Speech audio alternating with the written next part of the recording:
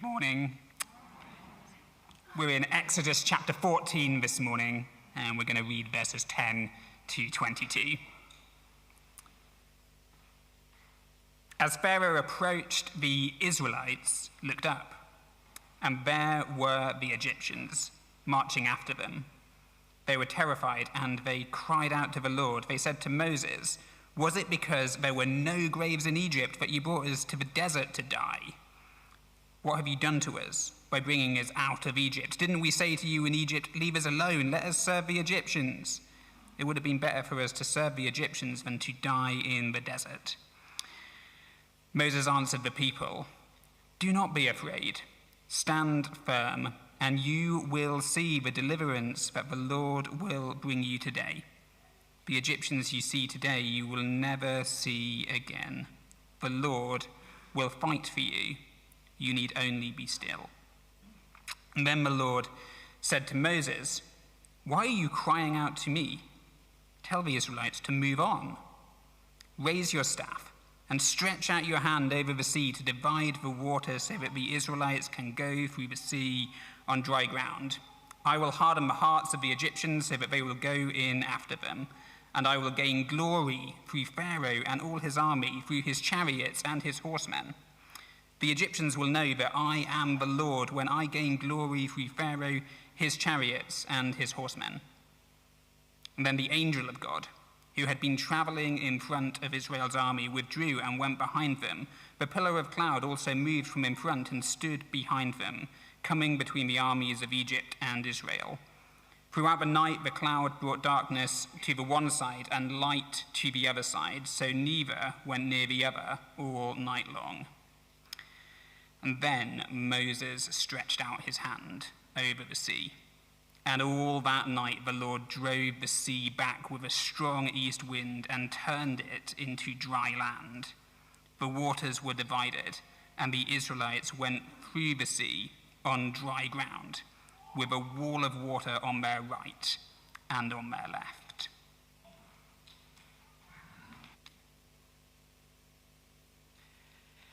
Thanks, Peter. Good morning. A very warm welcome. Just echo the welcome of Adam. And thank you, team, for leading us in worship and reading and things like that. And if you have your Bibles, keep them open or turned on, because we're going to just have a little sort of delve into those verses in a moment. But our starting point is this. Have you ever been in a car and you have to... have you ever been in a car? Okay, great. Just making sure you're alive. Okay, been in a car. And you're having to go to somewhere you've never been before, okay? How many of you are true believers of sat-nav? You just type it in and do what the lady says. Or how many have ladies? How many have gents? Ladies, we've got a lady telling us what to do on our sat-nav as a female voice. Absolutely. How many are more traditionalists and you like the good old paper maps? Any map readers? Got some of those? Yeah, okay. And how many are ultra-traditionalists who thinks asking for directions is just for wimps? And any of those? And I'm just curious. Okay. Kathy and I, we're sat-nav people. We just type it in and go. We're old enough to remember before anyone remember when sat-nav didn't exist? And when it came in, it was who didn't believe and trust it? You didn't trust. And then you have the sat-nav, and then you have a sat-nav. You younger people are just going, we're nuts. But this is true, okay? This is what we had to go through. And we would have a paper map and a sat-nav just to double check she was right. Anyone would do that? And then you would transition to go, okay, no, she's been right. She's all right. She's okay. And then you abandon the paper maps and just go sat-nav. Do you remember when you first did that? We first did that on a holiday to the Brecon Beacons. We were staying with some friends there, and every time we visited somewhere, we were typing where we wanted to go, and the sat-nav refused to go on main roads. And we had no paper map, so we had to follow whatever she said. And she took us dirt tracks right over the Brecon Beacons. I mean, seriously, amazing views with the risk of life, loss of life, you know? And that is actually where we come into our reading. The people of Israel have been freed from Egypt, from slavery in Egypt, and they come straight to the Red Sea. Now, the Red Sea is a beautiful place. Anyone ever been to the Red Sea? Excellent. Okay, it's a beautiful place, isn't it? I'm pleased you said yes. It's a beautiful place. And they've got to the beautiful place, but behind them there was an Egyptian army, which is called the Thread of Life. So they were on this same Brecon Beacon, well, actually, a more extreme version of the Brecon Beacon experience, where they had been led to a beautiful place, but actually the risk of life was real and tangible. And here's the interesting thing, is in this dead-end position of the Red Sea in front of them and a mad army behind them, it was actually God that led them there. In Exodus 13, verse 21, it said that God led his people by this pillar of smoke by day and by fire at night. There is an altar, a huge sat-nav that God sent of a smoky pillar. And the smoky pillar led them. So they just went where the pillar went, they followed. And it led them straight to the Red Sea. It wasn't that they got anything wrong. They were following God's sat-nav. Now, if they had a paper map, which I'm not sure if they had in those days, but if they had a paper map, they would have discovered there was a main route out of Egypt. The route they take wasn't the main route. There was a main route, which was the main trading route. Along the trading route were Egyptian outposts. And if they were directed that way, they would have encountered resistance at every step of the way. The easiest equipment we have, on your sat-nav, do you ever avoid toll roads? Yeah, because you don't want to pay money because you're cheapskates like us, yeah? So God's smoky pillar sat-nav avoided toll roads of going Egyptian, and he led them down this dirt track that actually led them to the Red Sea. And they found themselves caught in a dead end, caught between the devil and the deep Red Sea. They were really caught there. Thank you very much. They were just caught there. And it was a trap, and it wasn't a good situation. It was a very, very difficult situation that they were in, that God led them there. And that dead end situation is something I want to look at this morning. Now, I'm sure most of us don't have the Red Sea in front of us and an angry Egyptian army behind us. But many of us can actually relate to that feeling of being trapped in a dead end. It may be with a work situation or a relationship situation. It may be with finance, or it may be with health. But what you're feeling right now when you've walked in today, maybe you prayed this morning, you're going, God, I'm not sure if I can survive in this dead end for much longer. I want us to look at that this morning. Now, if you're with us 2 weeks ago, you'll know we looked at Ephesians 5, and we looked at what happens when we're under pressure, when things get tough. And I talked about how do we survive? How do we live in tough times? And we looked at perseverance as part of God's plan. God was teaching the people, teaching us that perseverance is part of things that we need to learn to help us to grow in faith. But there are some instances, like in this Red Sea situation, where just hanging in there isn't enough. Because if they just hung in there, the Egyptian army would come and put them back into slavery. They needed a way out. Can anyone relate to a situation you found or you know you've been in, or other people are in? You're going, it feels like a dead end. I feel surrounded. I just need a way out. Okay, well, that's what we're going to look at this morning. Because we're looking at this term, we're looking at a series called Friend of God. And we're looking at the Old Testament character of Moses, who is one of the few people in the Old Testament who's described as a friend of God. Now, in the New Testament, we're called that we can be friends of God. Jesus says in John 15, is you are my friends if you follow me. So what we're learning from this Old Testament geezer is, what does it mean to be a friend of God? And we're getting insights into when times get tough and into dead ends specifically, because some of us said we get that feeling. So I want to pull out from our reading 3 lessons about what this friend of God does in a place of dead end, when you're just feeling surrounded and can't find your way out. And hopefully it's going to help some of us today, or it'll help us in the future when we face those situations. The first thing is this. The first thing we learn from our reading is about dead ends is what we focus on matters. In fact, what we focus on really matters. Because they're in this situation, Red Sea in front of them, angry army behind them, and verse 11, and we see what they focus on immediately is, because they're terrified, is what they focus on is blame. You notice that? Blame. They blame. Verse 11. They're in this terrible situation, and they go, Moses, it's your fault. We could have died there. Why did you bring us here to die? It's your fault we're in this situation. It's your fault there's a Red Sea in front of us. It's your fault the army's behind us. It's your fault, your fault, your fault. It's interesting, if you've ever encountered that your fault situation, either you feel it yourself or someone's been that on you, there's also something else that happens, is our recollection of history changes as well. I'm not sure if you noticed that. Verse 12, it happens. They go, we never wanted to leave Egypt in the first place. Now, did they want to leave Egypt? But they're saying, Moses, we're in a horrible situation. It's your fault. We never wanted to be here anyway. It's all your fault. And another reason why it's your fault. Have you ever had one of those discussions, arguments at high volume? And another thing. And back in 1804, I remember when you did this. This blame thing is actually something that our culture does a lot.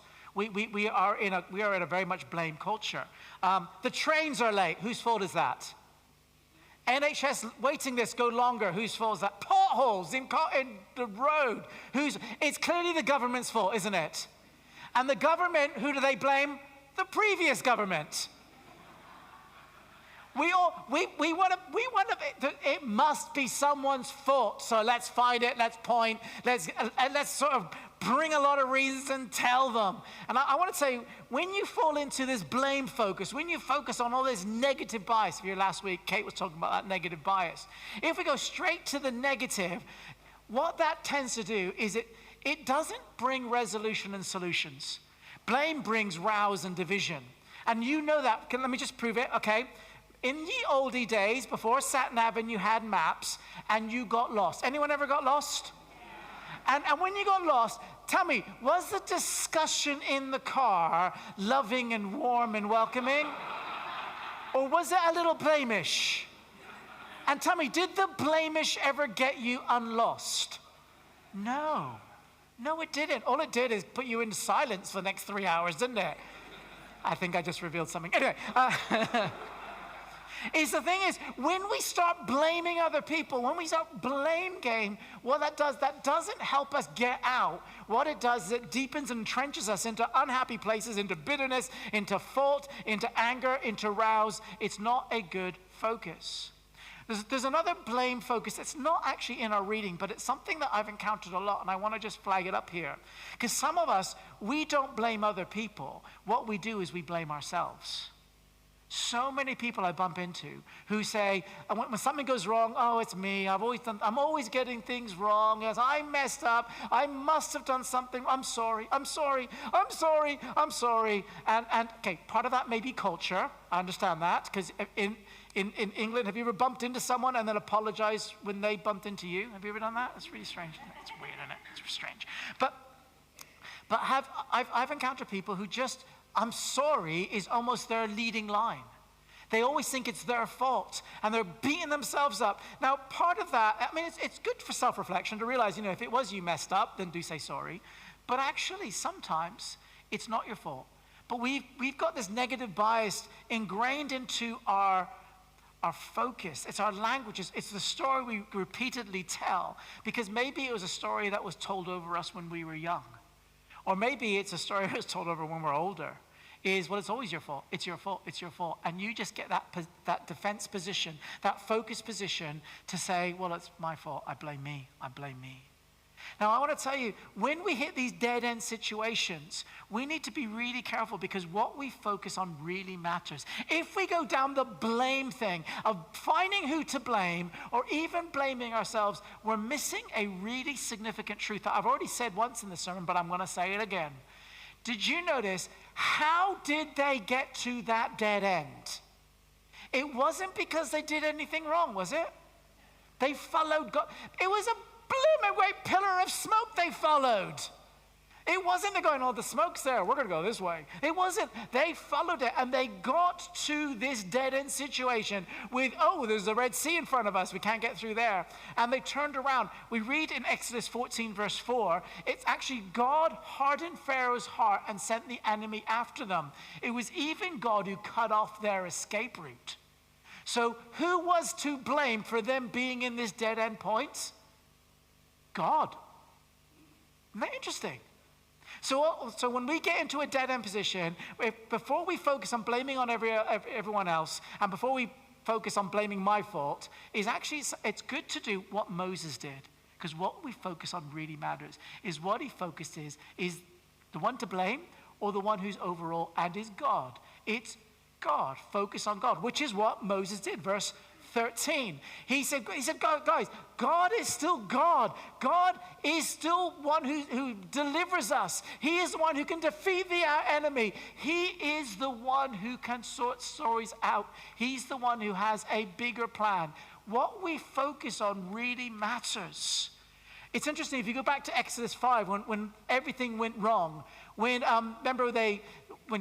God first said, I'm going to set you people free, and Pharaoh wasn't quite as sort of helpful, and he made them go and make bricks without straw, basically doubled their labor. And what did they do? They blamed Moses. But actually, what happened is God said to Moses is, remember, I am God. Look to me. I'm the God who delivers. I'm the God who saves. I'm the God of history. I am the God who's going to sort this out. That's what God said to Moses back in Exodus 5. What Kate preached at last Sunday was this. Remember the whole story of the plagues and God basically dismantling the whole occult system of Egypt and saying, I'm bigger than that. I'm the God who controls everything, and the ultimate Passover. And God says, remember this story. I am the God who saves. I am the God who releases you. I am God. In Exodus 5 and last week, we heard God is saying, I am God. I can sort this out. And yet in this reading, it's Moses who says, he is God. He can sort it out. Moses, this friend of God, had his focus sorted. It was on God. This is what we need to hear. This is what we need to do. When we face those dead ends we're in right now, what we focus on really matters because it impacts how we then live. What we focus on matters because it impacts how we live, how we respond. I wonder if you're facing a dead-end situation now or nearing a dead-end situation. Or maybe you think, this is life, this is not dead-end, this is called life now. I'm wondering, what are you focusing on? What stories are you telling yourselves?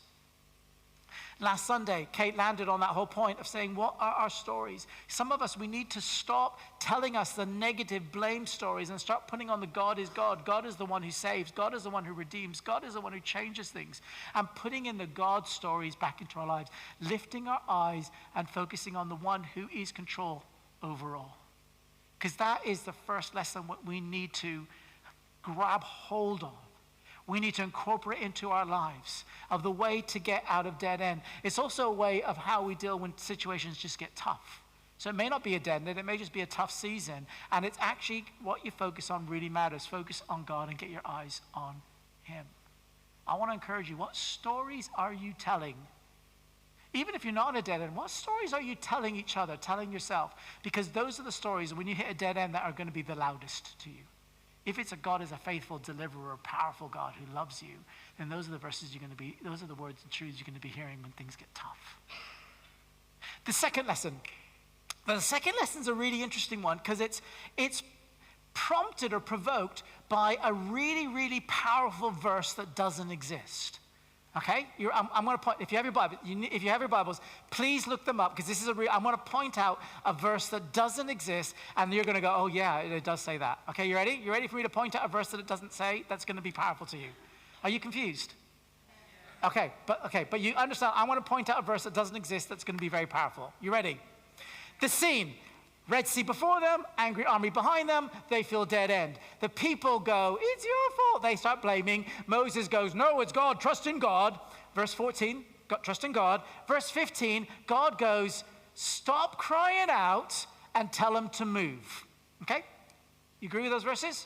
So verse 14, God is powerful, is going to save us. Verse 15, stop crying out and get a move on. So the verse I want you to see is between verse 14 and verse 15. Moses held a prayer meeting.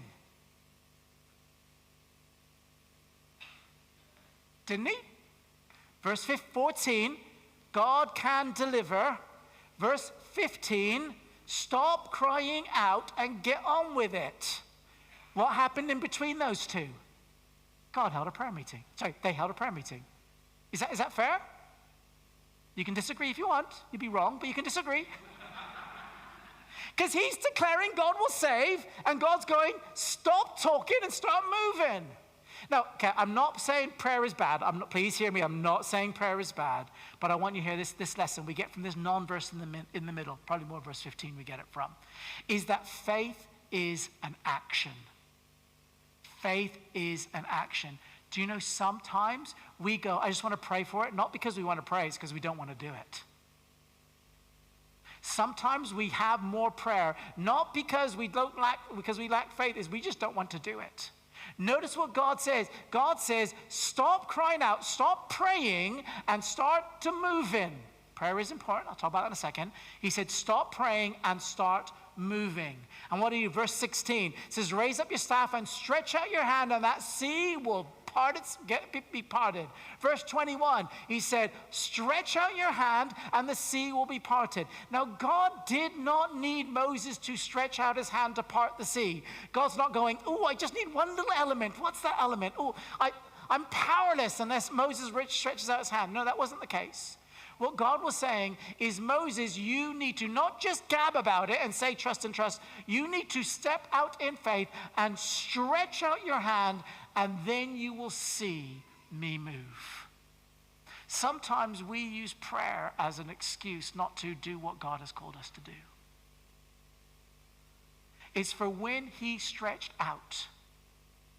That's when the miracle happened. That's when the spectacular, that's when the sea began to part. That's when something incredible happened.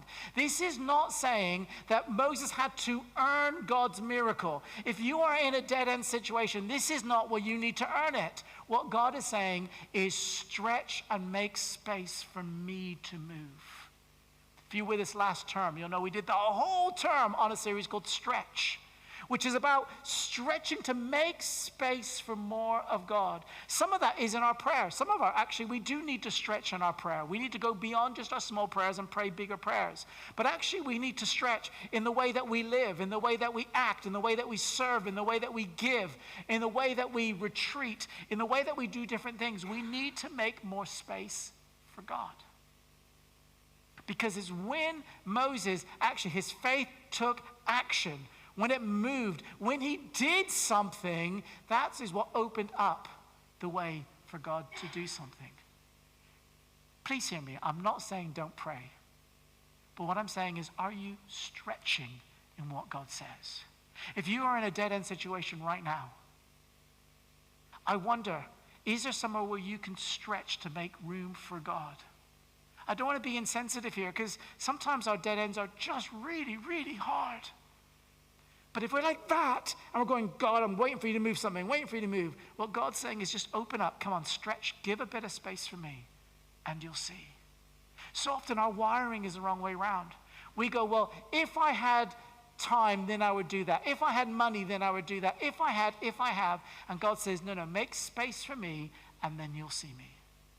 I wonder, are there places in your lives right now where God's just saying, stretch, make some space for me, and then you'll see. I think one or two people may be going, yeah, Mark, I've been doing that. I've been making space. I heard your series. I heard all your sermons, and I've been making space, but I'm a few months in and nothing's really happening. I was just pondering, do you know when Moses lifted up his staff and stretched out his hand? How long do you think he stretched out his hand for? I'm just curious. Because how long did it take for the Red Sea to part? How long did that take? All night. Yeah, so that's what, let's be generous. Let's say 8 hours. So do you think Moses stretched his hand out the whole time? It doesn't say. Someone said, yeah, but I agree. I think they probably did. I think it probably did. There's a story later on in the story of Moses when there was a battle going on, and as Moses raised his hands in petition to God, is the battle won. When he put his hands down, is they lost the battle. When he raised his hands up, the battle went going as he stretched up. So I'm wondering, as he's holding out, 8 hours on God, and he's going, God, blow wind faster. Come on. It's pretty dry, guys. Can we go? My arms are aching. I don't know what he's doing. But when we stretch, I want to encourage you, sometimes our stretch may be longer than just, okay, God, can you do it? It stretches a bit longer. I know some of us have been stretching for years over some things. But I want to encourage you, keep doing it. Keep doing it, because the third lesson kicks into place here. So the first one is what we focus on really matters. Second one is faith is an action. The third one is faith is about following. Now these people, the people of Israel, they weren't really good at following. Okay, they weren't, because whenever the going gets tough, because you know the phrase, when the going gets tough, no, they stop. That's what they did. Every time they had a problem, they just went, oh, this is terrible, we're going to stop. They moaned and they groaned and they blamed. Whenever the going got tough, they just stopped and they blamed and they got angry. And you see that in verse 11. They're going, it's your fault, we didn't want to be here. And in the future, they do the same. What had happened is their faith became conditional. God, we will believe you as long as you keep making the way obvious. As soon as the way is not obvious, we're out of here. Their faith became almost like a transaction. God, I will trust you if you get me out of here. Have you ever prayed prayers like that? And I think we all have. God, I'll trust you. But actually God's saying, faith is not about a transaction. Faith is about a relationship. It's actually about a friendship. Friendships aren't that we can control God to do what we want. Friendships is saying, God, when times are great, I'm going to keep following you.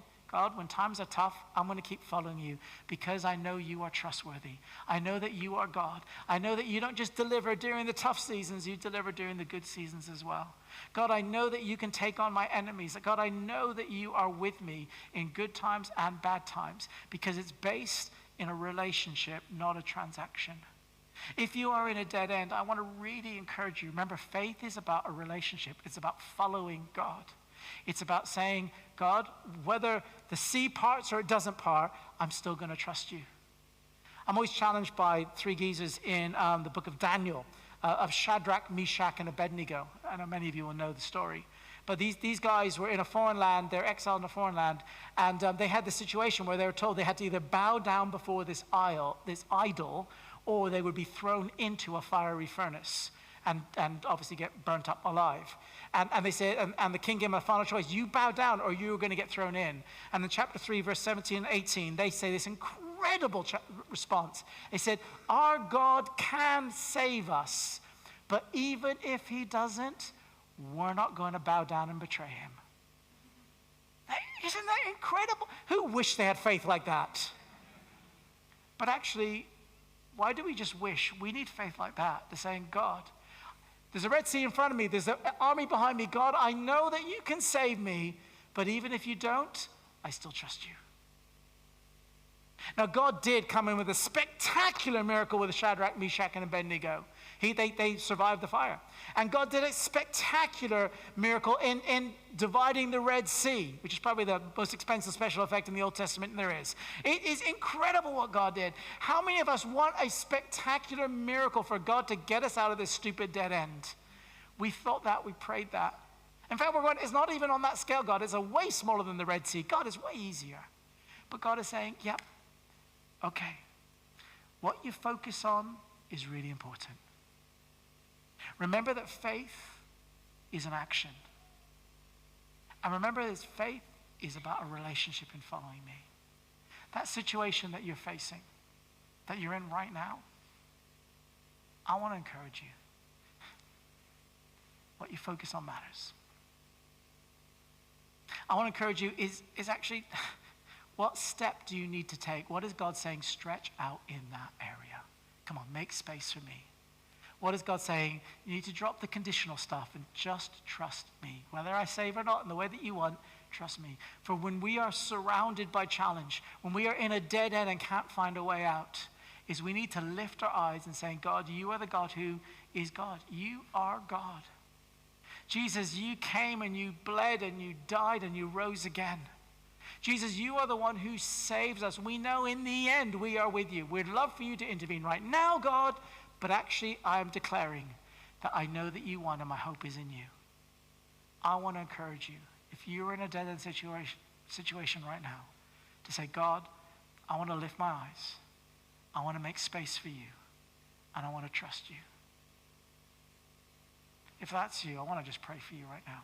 So we just bow our heads for a moment.